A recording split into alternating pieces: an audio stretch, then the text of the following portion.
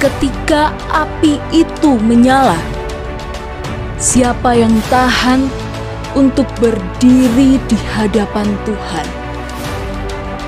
Kita akan mendengar pesan Tuhan tentang revival again, atau kebangunan rohani kembali dari para hamba Tuhan di Indonesia. Program ini dapat Anda saksikan melalui channel YouTube Makan Netizen. Ya, shalom Bapak Ibu, pendengar, hadirin semua dimanapun berada yang kami kasih dalam Tuhan Yesus. Shalom, selamat sore, Tuhan berkati kita semua. Sebelum kita mendengarkan firman Tuhan, mari kita berdoa. Bapa kami yang di dalam surga, Allah yang kami kenal dan kami sembah di dalam nama Tuhan Yesus Kristus, Allah dan Juru Selamat kami yang hidup dan berkuasa. Kami mengucap syukur saat sore hari yang indah ini, atau kesempatan yang indah ini. Oleh kemurahan dan anugerah-Mu, kami boleh bersama-sama mendengarkan kebenaran firman-Mu. Firman-Mu ya dan amin. Firman-Mu adalah kekuatan kami.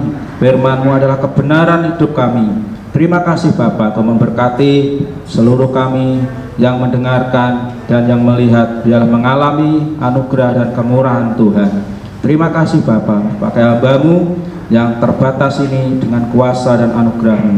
Di dalam nama Tuhan Yesus Kristus kami mengucap syukur, kami sambut firman-Mu. Haleluya, amin. Bapak Ibu pendengar yang dikasihi Tuhan, kesempatan ini momen kita masih dalam situasi kebangkitan ya. Nah, bagaimana kebangkitan itu terjadi? Itu merupakan rencana Allah yang sangat besar dalam kehidupan kita. Kita akan baca firman Tuhan dalam Injil Lukas pasal 24 ayat 36 sampai 49. Demikian. Dan sementara bercakap-cakap tentang hal-hal itu, Yesus tiba-tiba berdiri di tengah-tengah mereka dan berkata kepada mereka, "Damai sejahtera bagi kamu." Mereka terkejut dan takut dan menyangka bahwa mereka melihat hantu. Akan tetapi Ia berkata kepada mereka, "Mengapa kamu terkejut dan apa sebabnya timbul keraguan-raguan di dalam hati kamu? Lihatlah tanganku dan kakiku, aku sendirilah ini. Rabalah aku dan lihatlah, karena hantu tidak ada daging dan tulangnya, seperti yang kamu lihat ada padaku." Sambil berkata demikian, Ia memperlihatkan tangan dan kakinya kepada mereka. Dan ketika mereka belum percaya karena girangnya dan masih heran, berkatalah Yesus kepada mereka, "Adakah padamu makanan di sini?" Lalu mereka memberikan kepadanya sepotong ikan goreng. Ia mengambilnya dan memakannya di depan mata mereka. Ia berkata kepada mereka, "Inilah perkataanku yang telah kukatakan kepadamu ketika aku masih bersama-sama dengan kamu, yakni bahwa harus digenapi semua yang ada tertulis tentang aku dalam kitab Taurat Musa dan kitab Nabi-Nabi dan kitab Mazmur." Lalu Ia membuka pikiran mereka sehingga mereka mengerti kitab suci. Katanya kepada mereka, "Ada tertulis demikian, Mesias harus menderita dan bangkit dari antara orang mati pada hari yang ketiga, dan lagi dalam namanya berita tentang pertobatan dan pengampunan dosa harus disampaikan kepada segala bangsa, mulai dari Yerusalem. Kamu adalah saksi dari semuanya ini, dan aku akan mengirim kepadamu apa yang dijanjikan Bapakku. Tetapi kamu harus tinggal di dalam kota ini sampai kamu diperlengkapi dengan kekuasaan dari tempat tinggi." Amin. Puji Tuhan. Bapak Ibu yang dikasihi Tuhan, renungan sore hari saat ini saya beri judul yaitu Yesus itu nyata bagi yang percaya. Yesus itu nyata bagi yang percaya. Peristiwa dalam kehidupan kita seringkali membuat kita manusia ini meragukan terhadap kebenaran firman Tuhan, termasuk kepada murid-murid ini, saudara ya. ketika itu terjadi peristiwa yang sangat mengejutkan bagi murid-murid, yaitu bahwa Yesus sebagai Tuhan dan Allahnya, ternyata Yesus mati disalib, dikuburkan, dan pada hari yang ketiga Yesus dibangkitkan. Memang itu satu realita yang di luar pikiran para murid-murid, tetapi kalau kita ketahui bahwa sesungguhnya semuanya itu sudah tertulis atau sudah dinubuatkan oleh para nabi, yaitu bahwa Yesus sebagai domba Allah yang harus mati sebagai korban penebusan dosa manusia. Karena itu Yesus harus mati, saudara-saudara, sesuai dengan ketetapan firman Tuhan atau nubuat para nabi. Bapak Ibu yang dikasihi Tuhan, kenapa manusia seringkali meragukan dengan apa yang dinyatakan oleh Allah dalam kehidupan ini? Karena manusia cenderung mempercayai apa yang dapat dilihat secara langsung saja. Maka melalui renungan saya pada kesempatan ini, saya katakan Yesus itu nyata bagi yang percaya. Maka tak heran juga pada waktu Tuhan Yesus secara lahir meninggalkan para murid karena Yesus mati, disalib, dan dikuburkan. Murid-murid mengalami kekecewaan, murid-murid mengalami kekacauan, bahkan murid-murid mengalami pengharapan yang sirna. Karena murid-murid mengharapkan bahwa Yesus sebagai Raja yang akan bertahta secara nyata di muka bumi ini. Tapi Alkitab berkata lain, bahwa Yesus sebagai domba Allah harus mati di atas kayu salib, dikuburkan, dan dibangkitkan pada hari yang ketiga. Maka pada waktu itu, setelah peristiwa kebangkitan itu, setelah peristiwa penyaliban itu, di sini dikatakan dalam firman Tuhan tadi bagaimana para murid berkumpul di suatu tempat dan mereka kehilangan pengharapan, mereka kehilangan masa depan, mereka kehilangan sukacita itu karena merasa ditinggalkan oleh Yesus sang pemimpinnya yang mereka harapkan pada waktu itu. Tapi di tengah-tengah situasi seperti itu, Alkitab mengatakan bahwa Yesus datang di tengah-tengah mereka. Yesus kata di sini, Alkitab menulis, dan sementara mereka bercakap-cakap tentang hal-hal itu, Yesus tiba-tiba berdiri di tengah-tengah mereka dan berkata kepada mereka, "Damai sejahtera bagi kamu." Mereka terkejut dan takut dan menyangka bahwa mereka melihat hantu. Bapak Ibu, situasi keadaan seringkali membutakan mata iman manusia, khususnya mata iman anak-anak Tuhan, sehingga mereka tidak bisa lagi membedakan saat itu antara Yesus dan hantu. Memang itu wajar, sebagai manusia kadangkala memang kita tidak bisa melihat sesuatu yang berbeda. Bapak Ibu sidang jemaat Tuhan yang dikasihi oleh Tuhan, mengapa tadi saya katakan bahwa Yesus itu nyata bagi yang percaya? Karena dalam kehidupan kita seringkali juga berbeda dengan apa yang kita pikirkan. Saudara-saudara, seringkali situasi kenyataan yang kita alami itu sangat jauh dengan apa yang kita pikirkan dan harapkan. Namun sebagai orang-orang beriman, sebagai orang-orang pilihan Tuhan, dibutuhkan satu kunci yang tidak boleh kita lupakan, yaitu percaya. Percaya apa? Percaya akan Tuhan, saudara-saudara, bahwa Tuhan itu berkuasa di atas segalanya. Dua hal yang akan saya sampaikan pada kesempatan ini. bagaimana orang-orang percaya bisa mengalami bahwa Allah itu nyata dalam hidup kita. Sekali lagi, bagaimana orang-orang percaya bisa mengalami bahwa Allah itu nyata dalam kehidupan kita.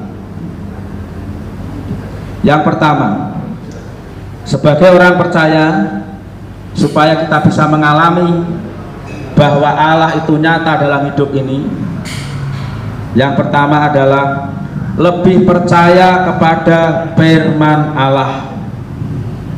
Sekali lagi saya katakan, lebih percaya kepada firman Allah, lebih percaya kepada Allah. Saudara-saudara, memang Allah itu tidak kelihatan, Allah itu tidak nampak secara kasat mata, makanya manusia sulit untuk percaya, apalagi percaya Yesus, apalagi Yesus harus mati di atas kayu salib. Manusia mungkin sulit percaya. Kenapa kok Yesus sebagai Allah harus mati? Tadi sudah saya katakan bahwa Yesus sebagai Allah yang menjadi manusia, menjadi domba Allah untuk dikorbankan, menjadi korban penebus dosa semua manusia. Ya. Saudara-saudara dan jemaat Tuhan yang dikasihi Tuhan, kalau kita lebih percaya kepada firman Allah dalam kehidupan ini, maka kita akan mengalami sesuatu yang dari Tuhan itu sendiri. Nah, saudara-saudara, ketika murid-murid ini berkumpul, Yesus datang di tengah-tengah mereka secara wujud jasmani. Murid-murid ini dikatakan terkejut, bahkan timbul keraguan-raguan di dalam hati para murid ini. Sampai Yesus, ini tanganku, bekas paku, rabalah supaya kamu tahu bahwa aku benar-benar Yesus yang hidup. Saudara-saudara yang dikasihi Tuhan, kenyataan ini seringkali terjadi dalam kehidupan kita, walaupun konteksnya beda. Kita hidup ini memang tidak melihat Allah secara langsung, karena dalam firman Tuhan bahwa Allah itu menyatakan dirinya setelah peristiwa kebangkitan dan kenaikan Yesus. Allah itu turun kepada manusia secara roh, dan roh itu tidak bisa dilihat oleh mata jasmani ini. Maka sebagai orang-orang percaya, supaya kita bisa mengalami bahwa Allah itu nyata, yang konsepnya Allah itu adalah roh, maka kita harus yakin, lebih yakin sungguh-sungguh kepada firman Tuhan, saudara-saudara. Sehingga dalam kehidupan ini, walaupun ada tantangan, ada pencobaan, ada masalah-masalah, saudara-saudara, apalagi akhir-akhir ini banyak masalah yang dihadapi oleh semua manusia. Juga anak-anak Tuhan juga mengalami masalah, mungkin krisis dan sebagainya, saudara-saudara, sakit dan sebagainya. Tapi saya mau katakan gini, saudara, bahwa situasi-situasi seperti itulah justru menantang kita untuk kita ini lebih mempercayai firman Tuhan itu. Mempercayai apa? Bahwa Allah kita adalah Allah yang hidup, Allah yang berkuasa. Saudara-saudara, dibuktikan ketika murid-murid ini mengalami kekecewaan karena merasa ditinggalkan mati oleh Yesus. Yesus menampakkan diri kepada murid-murid dan memberi kekuatan buat mereka semua. Saudara-saudara yang dikasihi Tuhan,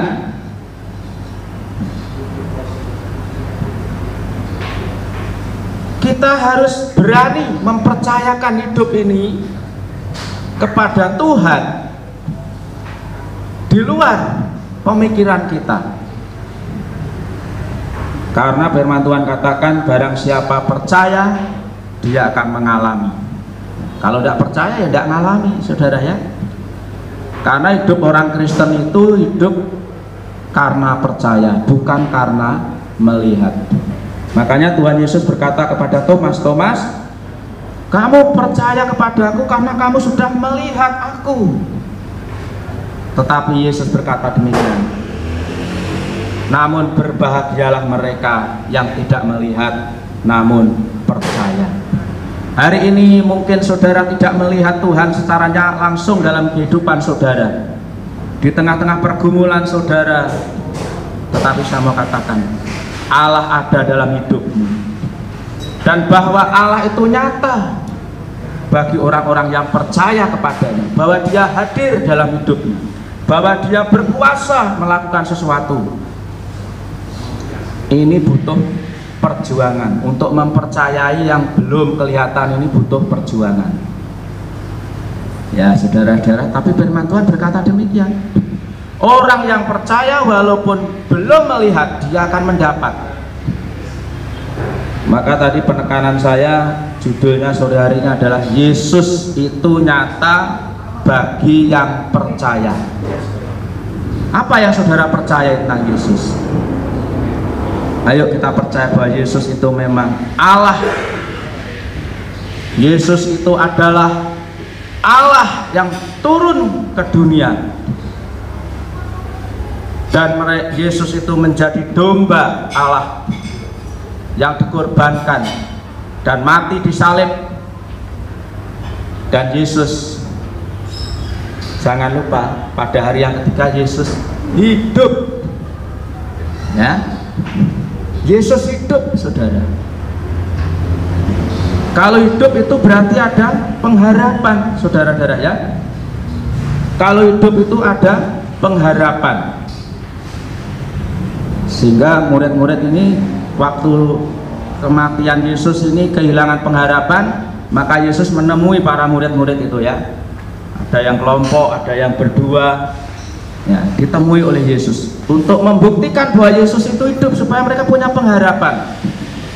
Maka seringkali kita mendengarkan orang kalau sudah sakit, yang rasanya sudah tidak bisa disembuhkan lagi, artinya mungkin akan mati, ya, orang berpikir, wah sudah tidak ada pengharapan lagi. Makanya Yesus itu hidup, saudara, supaya murid-muridnya itu punya pengharapan lagi, saudara, ya. Karena kalau ada hidup, ada pengharapan, ya. Ada hidup, ada pengharapan. Dan saya mau tekankan kepada saudara, dimanapun berada, Yesus hidup, saudara-saudara.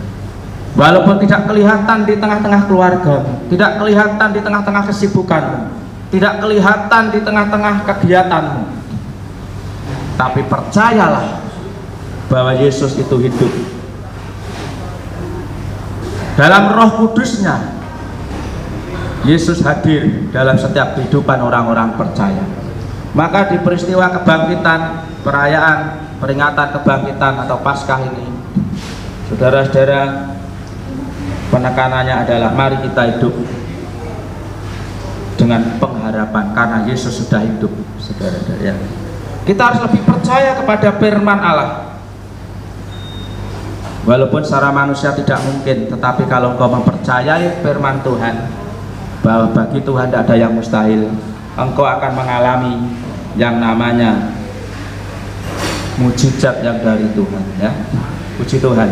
Yang kedua, bagaimana supaya orang-orang percaya bisa mengalami bahwa Allah itu nyata? Yang kedua adalah memahami secara benar tentang firman Allah. Saya mau bacakan dalam ayat yang ke-44. Yesus berkata kepada mereka, inilah perkataanku yang telah kukatakan kepadamu ketika aku masih bersama-sama dengan kamu, yakni bahwa harus digenapi semua yang ada tertulis tentang aku dalam kitab Taurat Musa dan kitab nabi-nabi dan kitab Mazmur. Kita sebagai orang-orang percaya kepada Tuhan itu harus memahami firman Tuhan, karena sumber kebenaran kita hanya satu, yaitu firman Tuhan. Kalau orang-orang Kristen, orang-orang percaya tidak memahami firman Tuhan, otomatis sulit mempercayai Tuhan. Saudara-saudara, Kalau kita sebagai orang-orang percaya, orang-orang Kristen memahami firman Tuhan, pasti akan mempercayai Tuhan. Nah ini saudara ya. Makanya kita orang-orang Kristen ini sumber kebenaran kita hanya satu, yaitu firman Tuhan. Dunia memang bisa memberi sumber informasi, saudara-saudara ya, bisa memberi sumber ilmu dan sebagainya dunia. Tetapi lebih daripada itu saya mau katakan, orang Kristen, orang percaya harus lebih mempercayai firman Tuhan. Nah, untuk bisa mempercayai firman Allah atau mempercayai Allah itu sendiri, harus memahami firman Tuhan itu, kebenaran Tuhan itu. Maka di sini tadi Yesus berkata kepada murid-muridnya, ya, kamu harus mengerti apa yang telah kukatakan dahulu, yaitu firman Tuhan dahulu.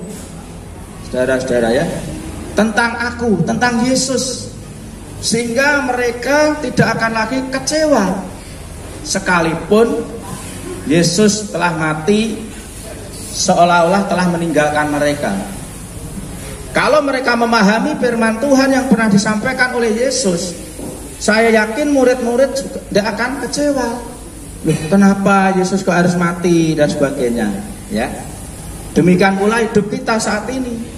Kalau kita sebagai anak-anak Tuhan, orang-orang percaya memahami firman Tuhan di tengah-tengah dunia yang saat ini multi masalah ini, ya, siapa tidak punya masalah di dunia ini?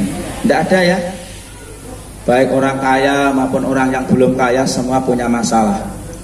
Tetapi kalau kita memahami firman Tuhan, kita tahu tentang firman Tuhan, siapa Allah yang kita ikuti, siapa Allah yang kita percayai, bahwa Dia Allah yang maha hadir, Dia Allah yang berkuasa, Dia Allah yang hidup, maka kita akan menjadi orang-orang Kristen yang bisa damai. Makanya tadi di awal tadi katakan damai, ya. Damai sejahteraku bagi kamu. Kalau ada Allah, pasti ada damai, saudara-saudara. Nah, untuk itu mari kita sadari sebagai orang-orang beriman, kita harus memahami secara benar firman Tuhan itu. Maka ayat berikutnya itu dikatakan, lalu Yesus membuka pikiran mereka sehingga mereka mengerti kitab suci. Nah ini ya, Yesus membuka pikiran mereka sehingga mereka mengerti kitab suci. Maka firman Tuhan itu tidak cukup kita baca saja, firman Tuhan itu tidak cukup kita hafalkan saja, tetapi kita harus mengerti. Dan saya mau katakan ini, saudara, yang bisa membuat kita mengerti firman Tuhan hanya satu, yaitu Roh Kudus. Kalau Roh Kudus yang bekerja, maka kita akan mengerti firman Tuhan itu. Firman Tuhan itu akan hidup. Makanya dalam firman Tuhan katakan, tulisan ini adalah tulisan mati, tetapi roh yang akan menghidupkan. Tapi berbahagialah orang-orang yang suka membaca firman Tuhan, merenungkannya, karena nanti Roh Kudus akan menghidupkan firman Tuhan itu, saudara-saudara ya. Setelah mereka dibuka pikirannya tentang kitab suci, baru mereka mengerti, saudara ya, bahwa Yesus memang harus mati sebagai domba Allah, dan pada hari yang ketiga bangkit. Dan setelah itu Yesus naik ke surga, yang kita peringati sebagai kenaikan Tuhan Yesus ke surga. Setelah itu Roh Kudus dicurahkan, Roh Kudus yang memperlengkapi, menguasai kehidupan orang-orang percaya pada saat ini. Sehingga saat ini kita ada zaman kuasa Roh Kudus, ya. Dan Roh Kudus itu Allah yang hadir dalam kehidupan manusia dimanapun berada. Dan saya katakan, Roh Kudus Allah yang tak terbatas. Makanya kita bersyukur, saudara-saudara ya, kita punya Allah yang luar biasa. Di situ dikatakan, ketika mereka mulai dibuka pikirannya, mereka mengerti tentang rencana Allah yang besar. Saudara-saudara, baru mereka diutus oleh Tuhan menjadi saksi-saksi. Setelah mereka dikuasai oleh Roh Kudus, murid-murid ini menjadi saksi-saksi Tuhan. Saudara-saudara, sebagai orang-orang beriman di akhir zaman ini, saudara juga menjadi saksi-saksinya Tuhan. Supaya saudara bisa menjadi saksi, maka saudara yang pertama harus percaya kepada firman Allah, bahwa firman Allah itu benar. Yang kedua, saudara harus memahami secara benar tentang firman Allah itu. Maka saya katakan di awal tadi, yaitu Yesus itu nyata bagi yang percaya. Kalau tidak percaya ya tidak nyata, saudara ya. Yesus itu nyata bagi yang percaya. Hari ini saudara mengalami apa? Tapi kalau saudara percaya bahwa Allah berkuasa, itu akan nyata dalam hidupmu. Maka kuncinya tidak ada lain dalam kekristenan kita, hanyalah percaya. Orang Kristen harus percaya. Percaya apa? Percaya firman Tuhan. Bukan percaya kata si A, kata si B, tapi percaya apa kata firman Tuhan. Sebagai kesimpulan di renungan kita pada sore hari ini, Bapak Ibu sidang jemaat Tuhan, pendengar yang dikasihi Tuhan dimanapun berada, masalah selalu ada dalam hidup kita sebagai anak-anak Tuhan di akhir zaman ini. Tetapi saya mau katakan, Yesus tidak tinggalkan kita menghadapi masalah itu sendiri. Dia mati, tapi dia hidup. Dia naik ke surga, tapi dia tidak meninggalkan kita, tetapi dia mengirimkan Roh Kudus-Nya yang menyertai kita saat ini. Jadi dalam hidup saudara-saudara yang percaya, ada Roh Kudus yang menjadi kekuatan saudara. Untuk itu buka hati, percaya, izinkan Roh Kudus tinggal dalam hidupmu, memimpinmu, karena Roh Kudus yang tinggal dalam hidup kita akan memimpin kita kepada kebenaran. Roh Kudus yang akan menginsafkan kita akan dosa. Roh Kudus yang akan membawa kita kepada jalannya Allah, dan Roh Kudus yang akan memberikan kita penghiburan di tengah-tengah kita tidak mampu, saudara-saudara. Sebab itu saya katakan, Yesus itu nyata bagi yang percaya. Untuk itu tidak ada alasan lain. Sebagai orang-orang Kristen, kita harus semangat, kita harus bangkit, kita harus memiliki kesetiaan, kita harus memiliki gairah hidup yang baru. Karena Yesus hidup, kita juga harus lebih hidup, ya, saudara-saudara ya. Itulah Bapak Ibu yang dikasihi Tuhan yang bisa kami sampaikan. Kiranya menolong dan memberkati Bapak Ibu semua dimanapun berada. Sekali lagi, Yesus nyata bagi yang percaya. Siapapun saudara, kalau saudara percaya bahwa Yesus itu Allah yang hidup, Allah penebus dosa, Allah yang sanggup mengampuni dosa-dosamu, maka saudara akan mengalami kenyataan itu. Tuhan memberkati. Mari kita berdoa. Bapa, kami mengucap syukur untuk kesempatan yang indah ini. Kami boleh belajar mendengarkan kebenaran firman-Mu. Kami bersyukur Tuhan, Engkau membuktikan bahwa Engkau Allah yang hidup, Engkau Allah yang berkuasa, Engkau Allah yang tidak pernah tinggalkan kami anak-anak-Mu, umat-Mu di tengah-tengah dunia ini Tuhan. Sebab Engkau bangkit, Engkau naik ke surga, tapi Engkau juga mengirimkan Roh Kudus-Mu sebagai penolong kami, yang menyertai kami saat ini, yang bisa memberi kuasa kepada kami sebagai anak-anak Tuhan di muka bumi saat ini Tuhan. Kami bersyukur, sebab itu curahkanlah berkat-Mu atas kami semua ya Bapa, sehingga kami akan jadi orang-orang percaya yang lebih sungguh-sungguh percaya kepada Tuhan. Terima kasih Bapa, terima kasih. Terpujilah nama-Mu kekal selama-lamanya. Memberkati semua pendengar yang ada dimanapun berada. Engkau tahu Tuhan apa yang mereka pergumulkan, Engkau tahu Tuhan apa yang mereka harapkan. Bahkan Engkau mengenal setiap pribadi-pribadi anak-anak-Mu yang mengharapkan Engkau Tuhan. Terima kasih Bapa, kami bersyukur pada kesempatan ini. Berkat-Mu tercurah atas mereka semua, karena kami yakin bahwa Engkau Allah yang tak terbatas. Terima kasih Bapa. Di dalam nama Bapa, Putra dan Roh Kudus, dalam nama Tuhan Yesus Kristus, kami mengucap syukur. Haleluya. Amin. Puji Tuhan. Tuhan berkati Bapak Ibu semua dimanapun berada. Amin.